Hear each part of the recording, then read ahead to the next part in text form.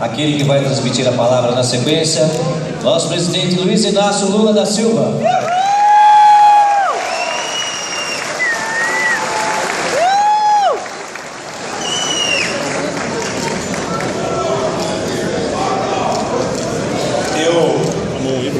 Eu estava vendo o Belmiro falar e eu estava vendo que ele estava muito nervoso. E eu lembrei da minha posse como presidente do Sindicato Metalúrgico de São Bernardo do Campo e Diadema, dia 24 de abril de 1975. Veja quantos anos na sua frente. E eu lembro que quando me chamaram para falar, eu tinha um discurso por escrito e eu não conseguia ler o discurso porque tremia minha mão e porque tremia minhas pernas.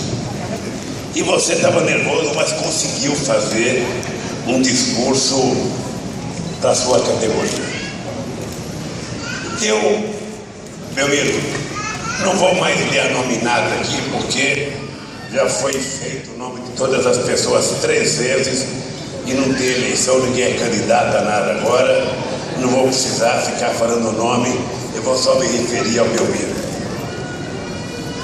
Um tempo atrás, eu fui convidado para a posse da Juvândia como presidente do Sindicato dos Bancários e eu fui e tinha mais ou menos um público um pouco maior do que aqui, porque o sindicato é muito maior do que os bancários do ABC, e foi na sede do Juventus, lá na Moca, e o público estava sentado numa mesa como essa, uma mesa com algumas cervejas em cima da mesa, um copo, tinha alguns petiscos, e eu estava vendo as pessoas comendo, e eu estava preocupado.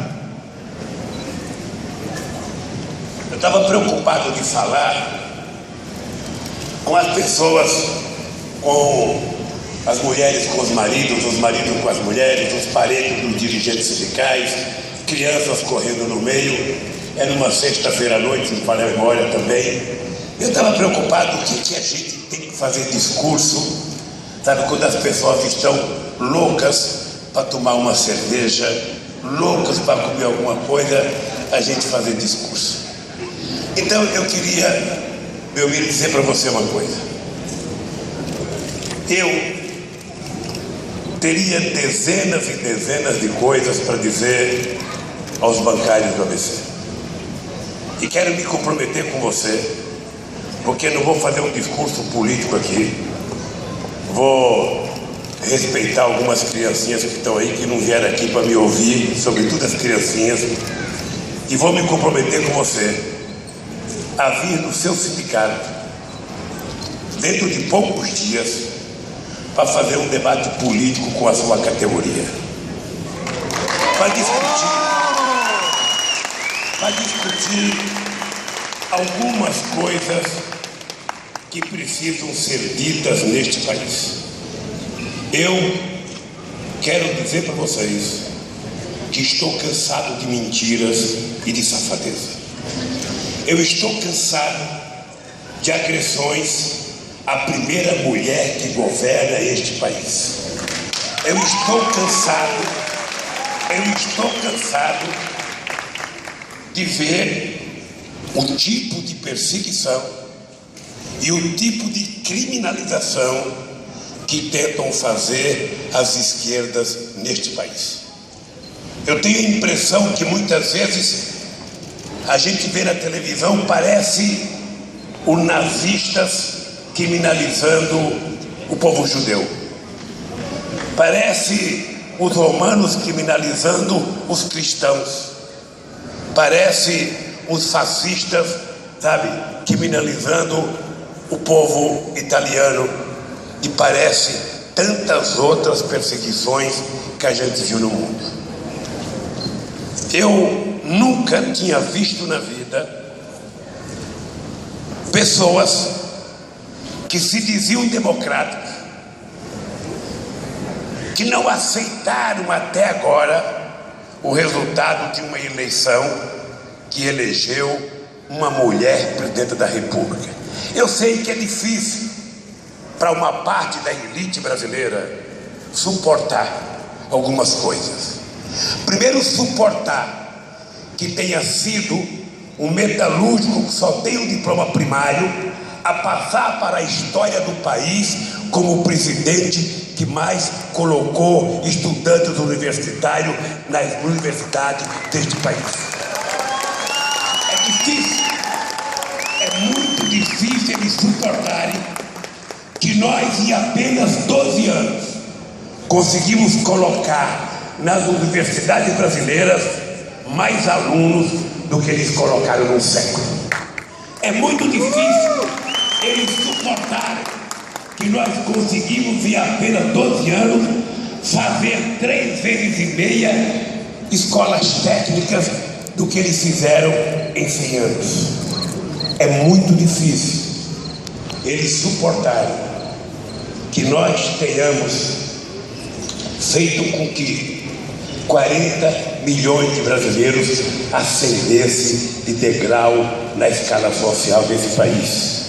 É muito difícil para ele entender que seja exatamente o metalúrgico, quase que analfabeto, que fez o maior programa de energia elétrica para os pobres desse país, levando energia a mais de 15 milhões de pessoas de graça, pago pelo governo, porque a empresa particular não leva energia de graça na casa do pobre. Somente quem não sabe o que é uma pessoa viver à base da luz de uma lamparina, somente uma pessoa que já viveu isso tem noção do significado de um bico de luz levado no sertão deste país para as pessoas que nunca tinham visto uma luz elétrica no mundo. Ele não suporta, meu amigo, saber que durante 12 anos 90% dos trabalhadores brasileiros, inclusive todos os bancários, tiveram aumento real de salário.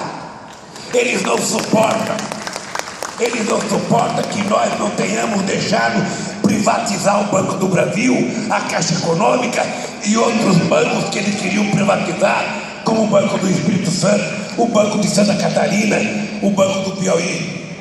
Eles não suportam a gente, na época da crise, ao invés de privatizar o Banco do Brasil, compramos o banco, o Votorantim, compramos a nossa Caixa.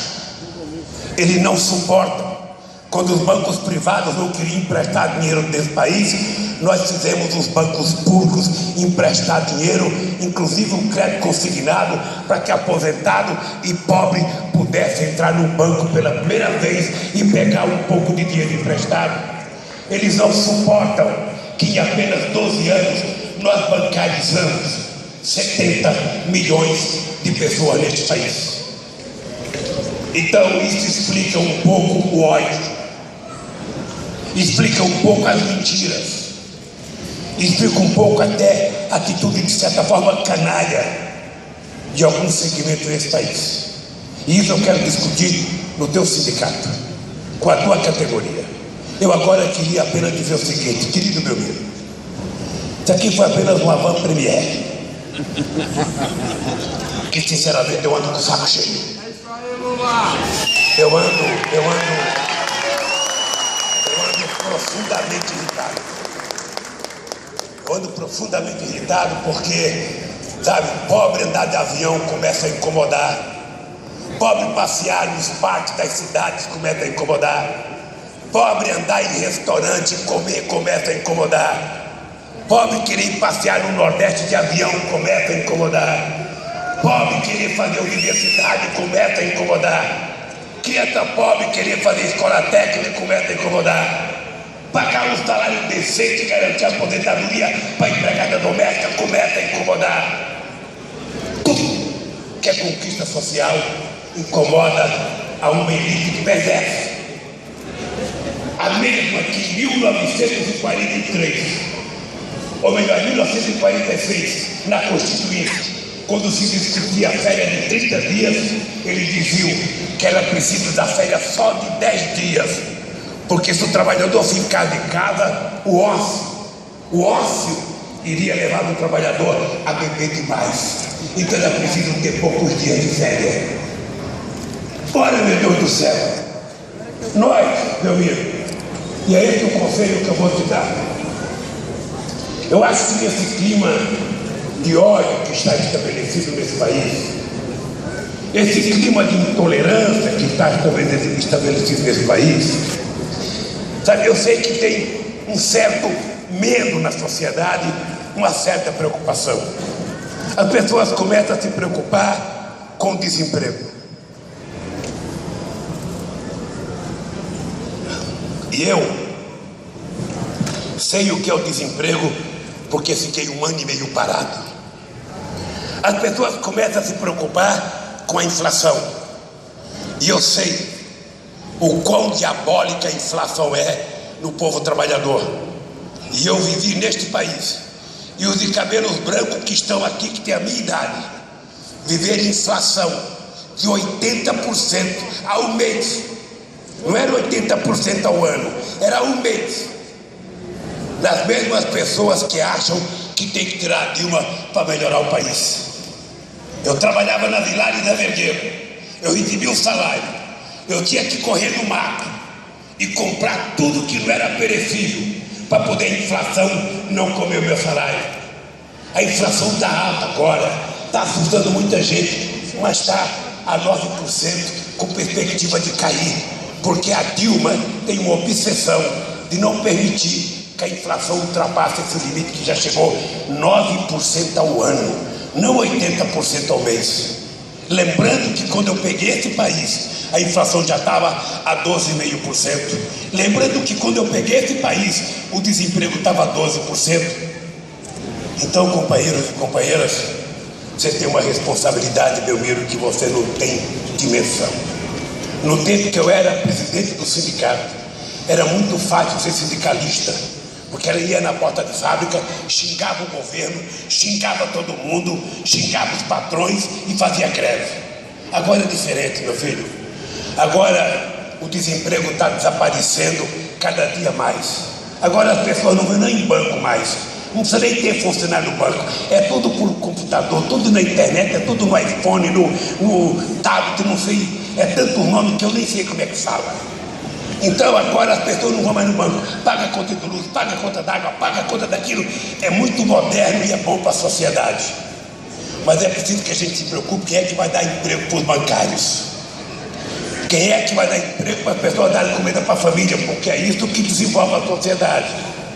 Cada vez mais as pessoas saem do banco e vão trabalhar em lotérica, vão trabalhar em banco postal, vão trabalhar não sei das contas. Ou seja, se vocês não tomarem cuidado, qualquer dia você vai chegar na porta do seu banco para trabalhar, não vai ter mais banco, vai ter um celular para você fazer tudo o que você quiser na vida, e você vai ter que dar resposta para o emprego. Eu não tenho resposta pronta na boca da língua, mas você vai ter muito mais dificuldade do que o Eric e do que outros, porque cada vez mais a chamada modernização da sociedade, os chamados avanços tecnológicos, a tecnologia é cada dia mais de ponta, cada dia mais vai exigir que você seja mais criativo, que você se aperfeiçoe mais, que você possa fazer propostas, não apenas reivindicar, fazer proposta para os banqueiros para discutir a manutenção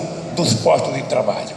A única coisa que eu posso dizer para vocês é que há 30 anos atrás, quando nós metalúrgicos brigávamos contra a robotização, diziam para nós o seguinte: vocês são atrasados, é inexorável a robotização. Mas o trabalhador vai fazer o quê? O trabalhador não vai precisar mais trabalhar de macacão, sabe? Ele vai agora trabalhar de gravata, porque o trabalho pesado, a solda, não sei, funilaria, ferramentaria, vai ser tudo modernizado, e o trabalhador vai ser chique. O que aconteceu conosco é que nós, uma Volkswagen que tinha 40 mil trabalhadores, só tem 13. Uma Mercedes que tinha 18, acho que não tem nem 10. Uma Ford que tinha 17 deve ter 8. E o que cresceu, na verdade, não foram os empregos nas indústrias, foram as favelas das cidades de São Bernardo, de Santo André e outras empresas. E as pessoas foram para o setor de serviço, é verdade. As pessoas foram para o setor de serviço e cada vez um serviço mais precarizado. Nós conseguimos fazer muita universidade. Um jovem se forma na expectativa de que ele vai ganhar mais.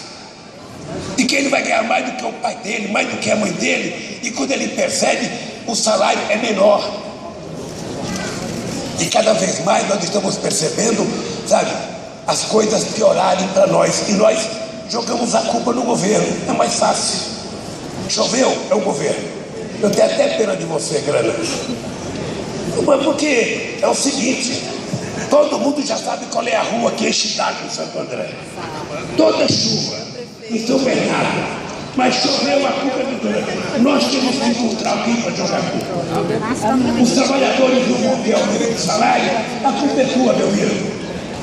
A culpa é tua. Então nós temos que trabalhar muito na conscientização das pessoas, na formação das pessoas, para que as pessoas saibam concretamente que nós, tanto quanto presidente do sindicato ou prefeitos, podemos melhorar a vida das pessoas. Eu quero dizer para vocês, para terminar, que eu sou daqueles caras que não tenho nenhuma preocupação de ser otimista. A vida inteira, eu nunca ganhei nada de graça nenhuma. Eu levantava no domingo de manhã, morava ali na Vila São José e São Caetano, Rua Padre Mororó. Às vezes ficava com a minha mãe e 6 irmãos, num domingo de manhã, sem ter um bocado de feijão ou água para colocar no fogo. E ainda, por desgraça, chovia, enchia o rio do tamanho do ATI e entrava 1,5 metros de água na minha casa. E a minha mãe não reclamava. Ela falava, amanhã vai melhorar. E eu quero dizer para todas as pessoas que estão descrentes, que acham que o mundo vai acabar, porque o Brasil está vivendo uma crise. Não há momento na história que esse país não viveu uma crise. Quando eu ganhei as eleições de 2003, diziam assim para mim, ô Lula, o Brasil vai acabar.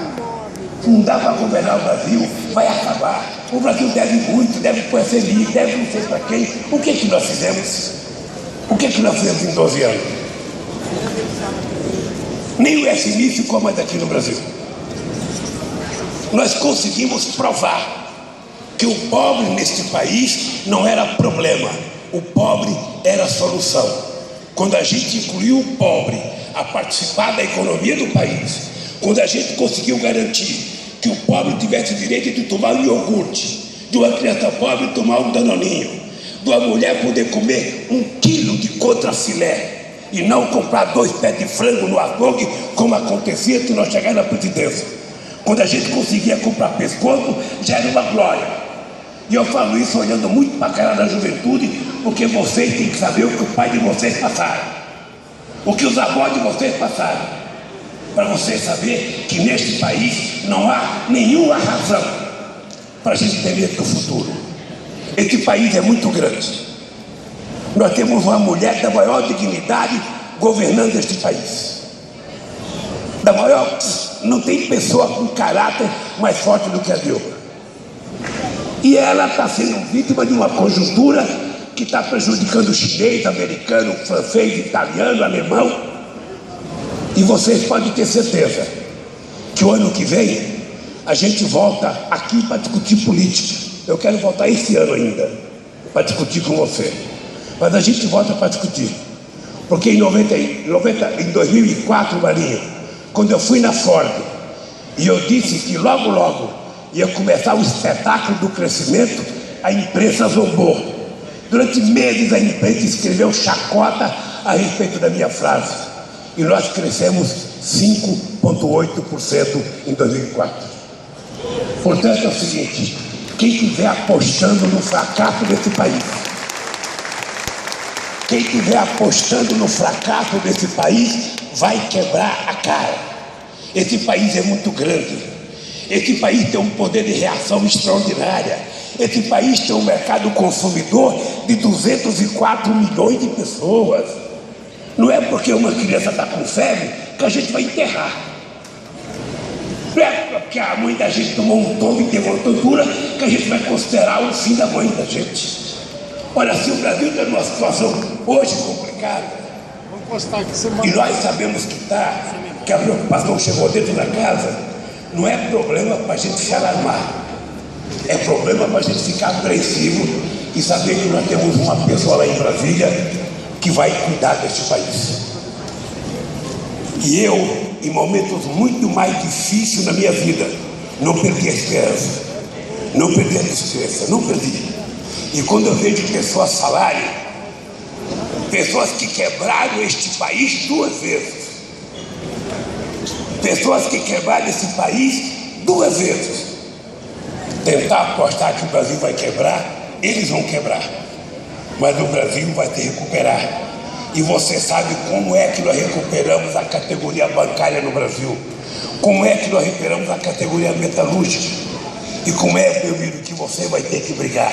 Você está com sapato novo hoje, eu vi brilhando o sapato é demais. Você vai sujar esse sapatinho seu, indo na porta de banco, convencer as bancárias dos bancários de que enquanto houver um dirigente sindical bancário da sua competência, os bancários não têm por que não acreditar que a vida só vai melhorar. Um abraço, companheiros, e parabéns ao companheiro Danilo, e parabéns à categoria.